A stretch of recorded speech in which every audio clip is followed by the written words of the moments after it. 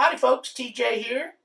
Today I'm going to show you a computer that I recently received from a friend named Tim.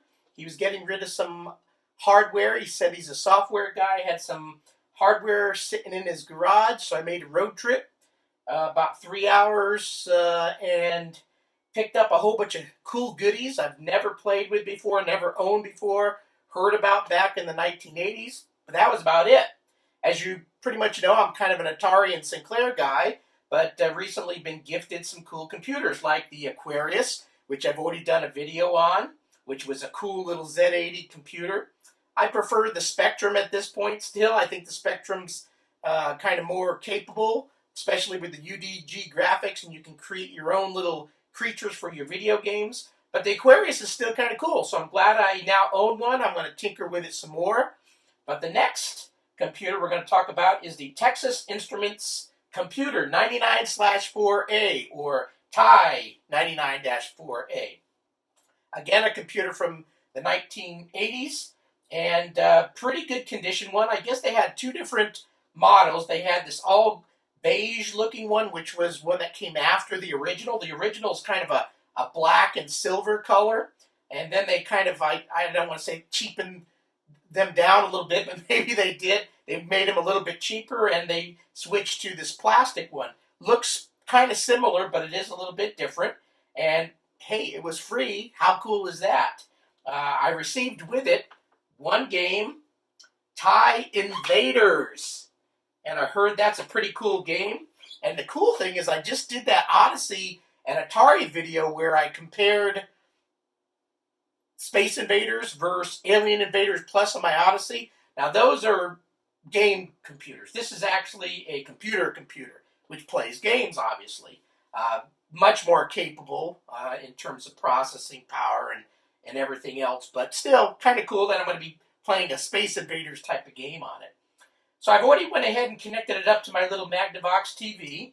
Now the joysticks that came with it, one's original, looks like it's been pretty well used, and one is not.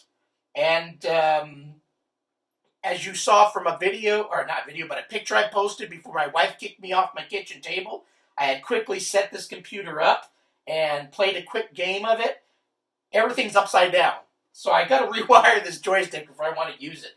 I'm not quite there yet. I'm not quite sure how to rewire it. Obviously, I'll have to take it apart and tinker with it a little bit.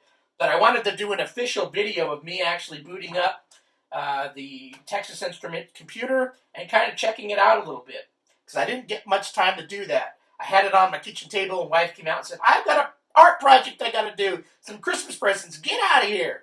And I was out of there. So, cool computer. The interesting thing about it is actually, I think, one of, or if not the first, 16-bit processor computers.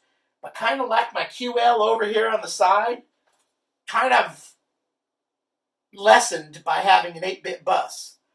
From what I understand, and it may or may not be true, but on the TI, the original chip was an 8-bit chip, but something about it, buggy, whatever it is, made them having to use a 16-bit chip, and then they had to do some stuff to kind of slow things up and deaden it down to make it work all right. So it's actually an 8-bit bus. So everything is kind of slower, kind of like with the QL. You got a 16-bit processor, but you got an 8-bit bus to tinker with, so everything kind of comes down in speed. But still, it is a 16-bit chip, kind of cool. So I've got it connected. I'm just going to go ahead and turn it on. Power button's up here on the right. And I'll do a close-up of the computer later. And as you've been watching some of my videos, this kind of, I think it's the TV again. I've got to kind of turn off. And I'll wait about 10 seconds. I don't want to just flick on and off really quick and kill the computer. But wait a little bit, and hopefully I can get it to where the video looks fine. Nope. No good there. Let's wait again. Maybe I have to switch TVs one of these times. There we go. Yay! Texas Instruments home computer ready. Press any key to begin. 1983 Texas Instruments version 2.2. So I'm going to go ahead and hit enter. And up comes this screen. I guess if you got a video cartridge in here, it's going to show that also. But for number 1, it's showing TI Basic. So let's go ahead and hit number 1. and get it into basic. And let's go ahead and, like I did in my other Aquarius video, I'm going to type in 10 print space. Now where's the now next to the P? Oh, that wasn't right. Oh no. Now I got to use the arrow things. Is it arrow 1? What do I do? I got to try to delete, and I watched a video on this. Oh no, now I got 2 characters. Function 1 arrow. I'll figure it out one of these times. Shift. How do you arrow back? I know what I'll do. I'll just turn it on. I'll figure this out. Come on, I gotta do it. Is it function? No. There's got to be arrow keys up here. How do you do it?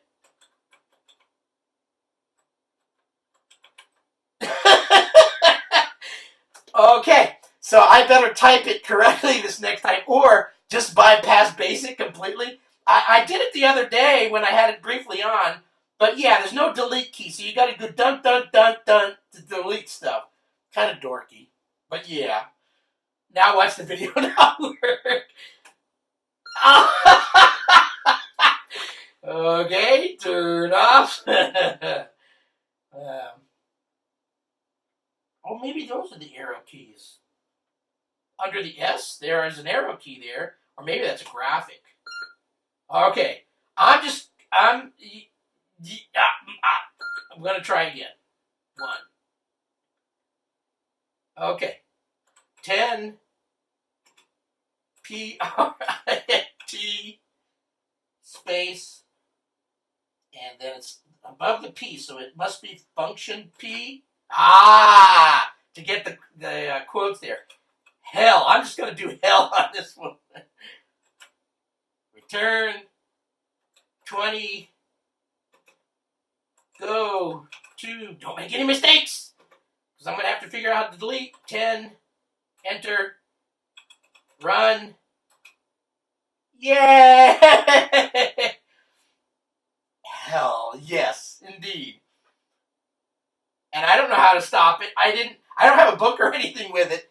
I'm going to have to probably try to download a user guide for it.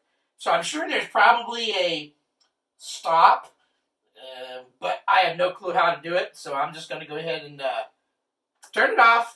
Wait a couple seconds. We're going to go ahead and plug in the game.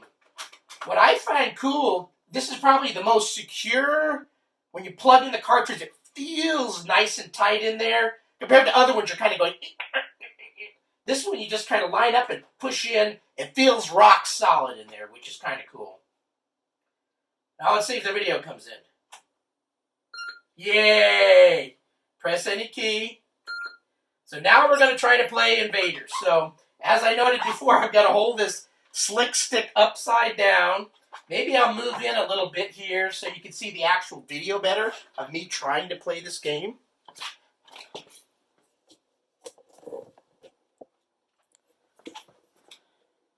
Whoa!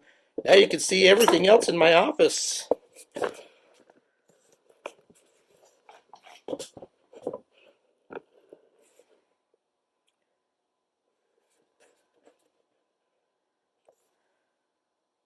Okay.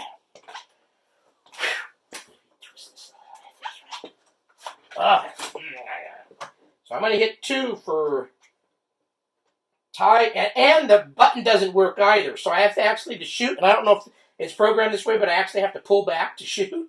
So whoever wired this up really jury-rigged it up. 2. Okay, there's the beginning of it. So immediately the graphics are, I think, kind of cool. Definitely a step up from the Aquarius that I just did a video on. This little spaceship here, really neat.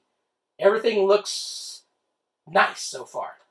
I'm going to play merely aggressive. They really should have had another option. You suck. And then I would play it probably better. But we're going to go ahead and try 1. So you'll notice I have to pull back. Oh!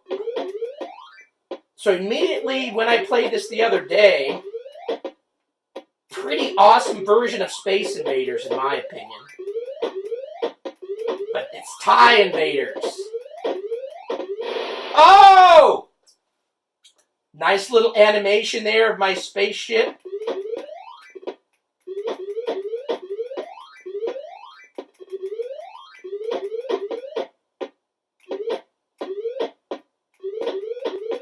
Oh! Oh, no. I'm gonna die.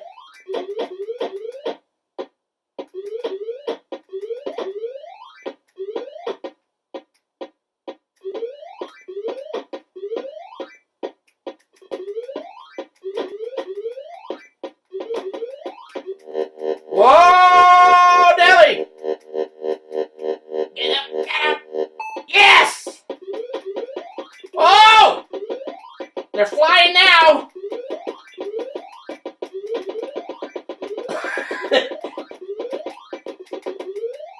Oh! Game over, I'm sure. Yes.